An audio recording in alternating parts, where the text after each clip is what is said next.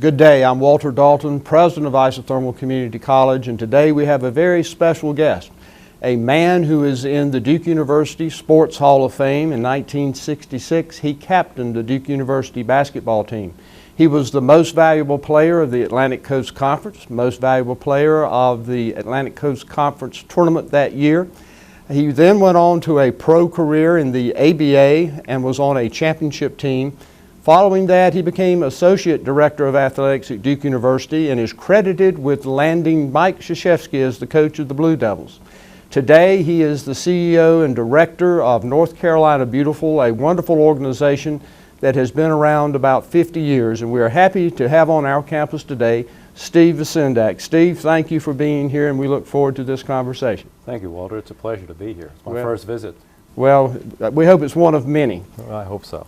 I know you grew up in the state of Pennsylvania. Tell us a little bit about growing up in Pennsylvania and how you came to North Carolina and how you ended up at Duke University. Okay, well, I was very fortunate. My mom and dad owned their own little business, a bakery that was attached to our home. So every morning I got up to the smell of fresh baked bread and donuts and so forth, and was very fortunate that I got a chance to get a very good education at a private school there in Scranton, a Jesuit high school, and had a very wonderful high school basketball coach who really clearly motivated me and several of his other players.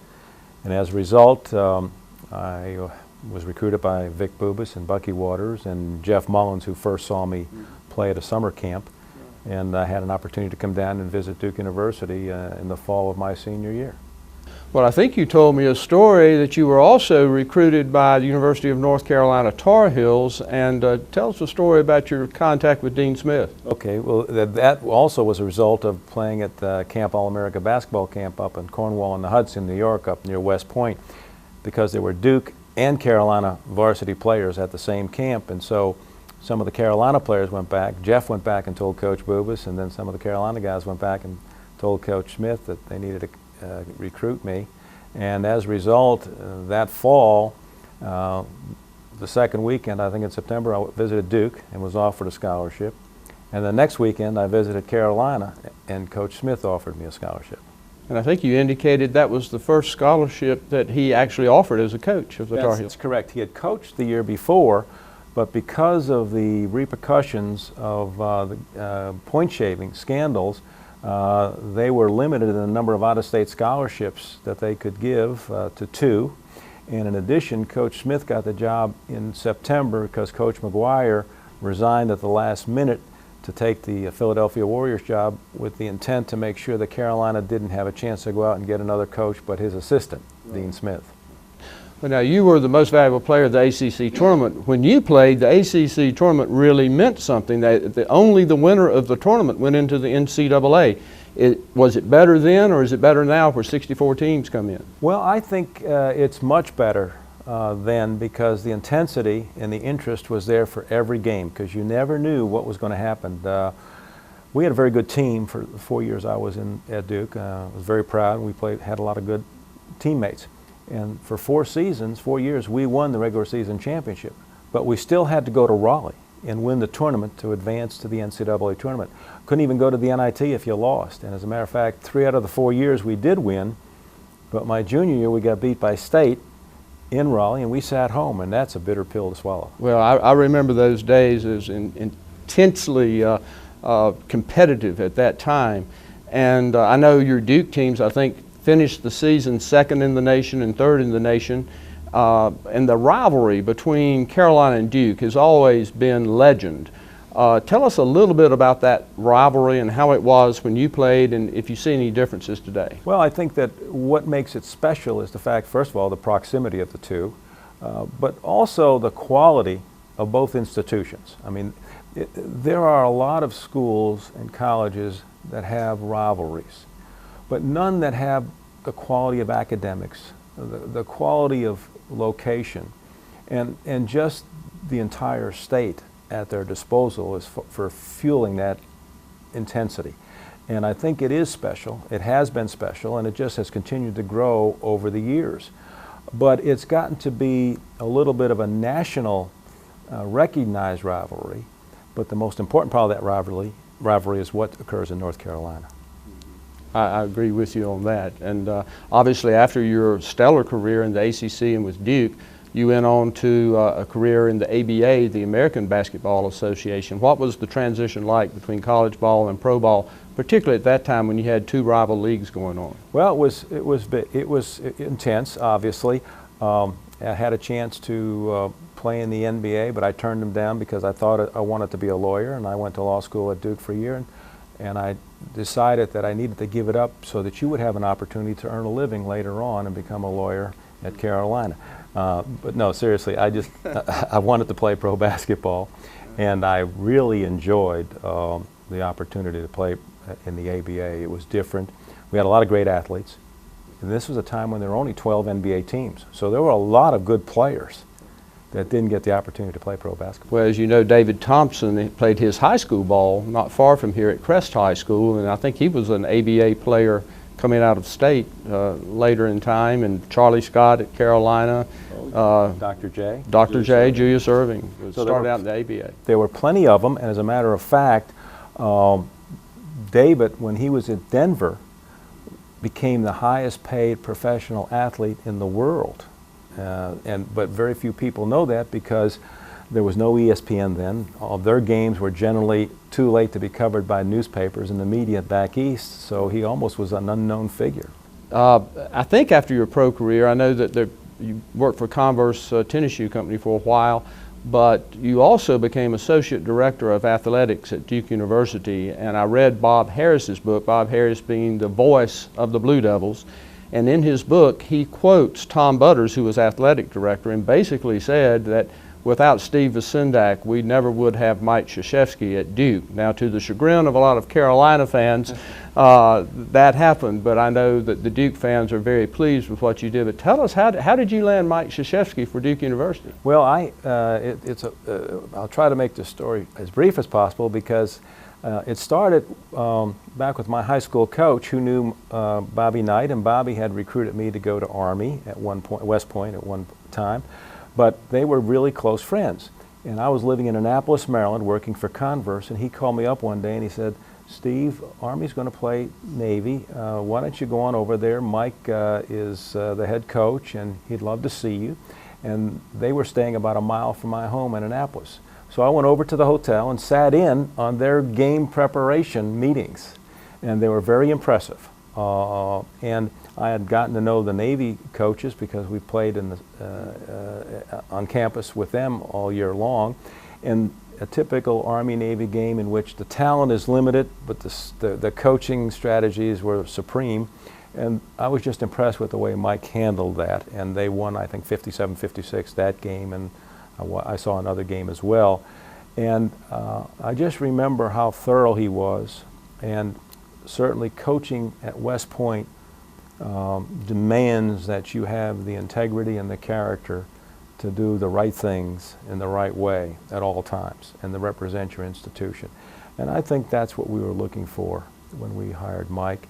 He seemed to fill the criteria of what we thought we needed in order to be competitive at that time. Well, if I recall the book, there was a small group of people that were making that decision, and Duke had actually, I think, sought out Bobby Knight because Duke was a stellar program and they knew Krzyzewski was good, but West Point Army was not, perhaps, they thought maybe he had another stepping stone or two.